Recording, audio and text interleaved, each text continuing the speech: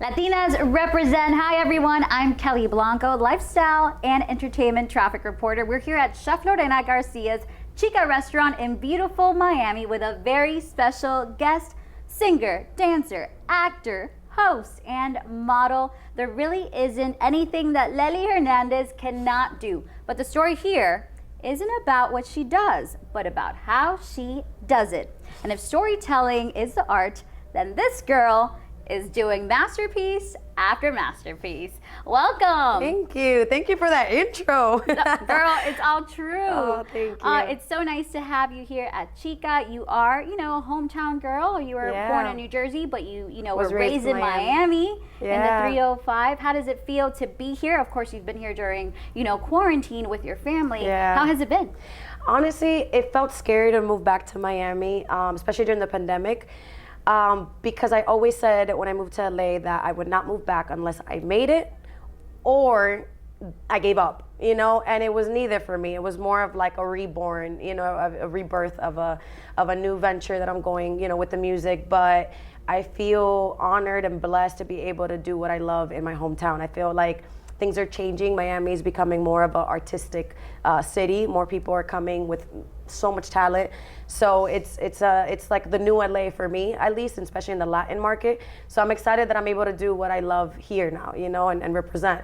Absolutely, and you are representing, of course, for all of us Latinas. Tell me, how does it feel like to be so versatile? Because you do so many different things. How do you remain, really grounded in your roots, yet are able to dabble in so many different and bounce things? around?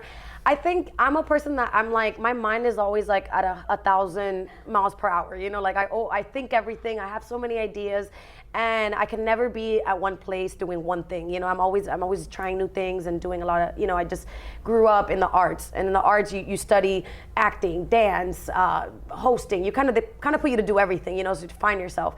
And throughout my career, I felt like I always focused on acting first, which was always the goal, at the beginning. But then, life takes you through paths that you didn't imagine you would go. And doing music was always something that I wanted to do, just was scared to pursue it.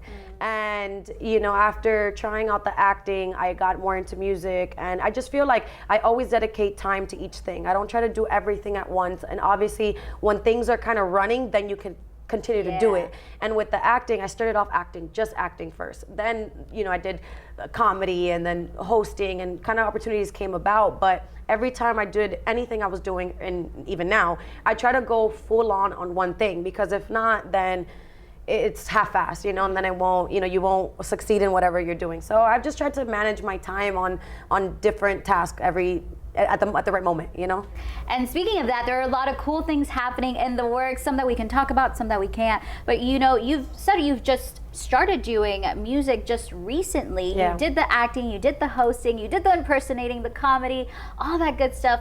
But it's been the last 3 years that you've actually been able to start performing and singing and writing and pursuing that. How has that been, and why did you wait so long? Were you a little scared at first, maybe? I think it was more emotions. I started writing a lot, and I actually started writing poems. I mean, I've always, even from times when I was in school, writing was one of my favorite things to do. And especially free writing, because I would just let my mind go. And I'm the type of person that I don't really express my emotions. I don't ever really talk. I'm a very observant person. I talk a lot, yes, but I'm saying I don't express myself enough.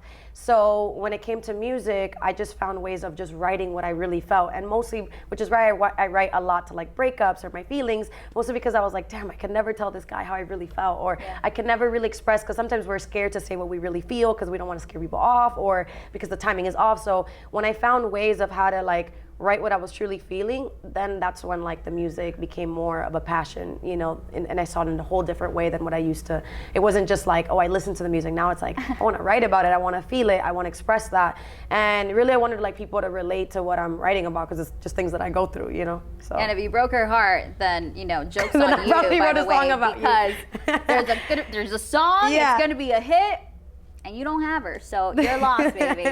How is it that you stay true to yourself and you're just undeniably yourself, really? Because I feel like this is who I am. That's what you represent. This is who I am. This is what I came to do. That's you, right? I think for me, I've never been ashamed of who I am, my experiences, what I've done, what I haven't done, and what hasn't been, or I've never walked ashamed or or not happy about like my reputation or anything I've done. So I've always been an open book when it comes to that. You own it. I own it. Yeah. Like I made a mistake, whatever. We all make them, and I've always been that person. So like, I'm not afraid to share that. Like I'm not afraid to share that story or to admit if I'm wrong or admit when I make a mistake, because I think we all just have to learn from it, and move on. And I think I've always been that way, and that's what keeps me. That just keeps me authentic, because I'm not ashamed to like mess up. Like I don't know. I just think that's absolutely. And you're a Latina that is totally in charge. Yeah. So way to go, and way to represent all of us. What can you tell us, some of the ladies that are watching right now and who are maybe scared to pursue their passion? Yeah, well, I say do it. Don't let anybody tell you that you can't do something. I feel like a lot of people hold themselves back because of other people's opinions. And I feel like a lot of people put their insecurities on you when that has nothing to do with you. So maybe it's because of past traumas or whatever, and a lot of people stop doing things because somebody else told them not to, or because they're scared of what other people are going to think. And I feel like it doesn't matter what anybody thinks. As at the end of the day, the way I see it is, we're all going to die, so I might as well try. I might as well die trying than die not saying that I never did what I wanted to do. I love that so much. And also, just as a Latina here, living in the United States, you've never lived, in South America, or you've lived here your whole life. What has been something that's been the most challenging to you as a Latina, but still being an American? Yeah, well, actually, with the acting, I struggled a little bit with it, because everyone would always be like, you have an accent, or, and I was like, it's weird because I grew up here. So like, English was actually the language I grew up speaking and I learned, but yet, there were certain stereotypes too. As a Latina, you have to be the sexy hot maid, or the sexy this, or even just be a maid. Like I've always wanted to be a superhero or super villain, one or the other, in a movie. And then if you notice, there's not really any roles for Latinas in that kind of category. So like, Marvel, if you're watching. So no, but that's something that I've always wanted to do, and I realized as a Latina, I think we are kind of boxed in a little bit. A lot of people want to say that we aren't, but I feel like we are. But I think with time we have been able to break some barriers, and eventually we'll be able to continue, and hopefully I'll be able to break that Marvel thing. Yes, eventually. Who knows? That would be so cool. Yeah. And what has been your proudest moment as a Latina to date? Oof, that's a good question. I don't know. As a Latina, my proudest moment, I guess, has been to. I don't know that question yet. I don't think I've had that moment yet. Maybe I just haven't experienced that. Or maybe you've had that moment every single day because you're living in your truth. Yeah, because realistically, I haven't thought of like, oh, I've had this wow moment. I don't know. I have so many things I vision myself that I still want to accomplish. Okay. Yeah, because I feel like we all see it like. I feel like as we see people, we're like, oh wow, like I wish I could be like this person and accomplish this. But we always set ourselves the bar a little higher always. So like there's certain things that I haven't accomplished yet that I feel like once I accomplish this, maybe I'll be like, this was that aha moment, Well, this is a big month for you. Of course, there's a lot of things in the works that we can't talk about just yet, but we look forward to you letting your Hispanicized community know, and of course, all your followers on social media. What's one thing that you want to tell everyone who's watching right now? To hang tight, because there's many great things coming, especially for the ladies. Yeah, and we're going to have a performance coming up.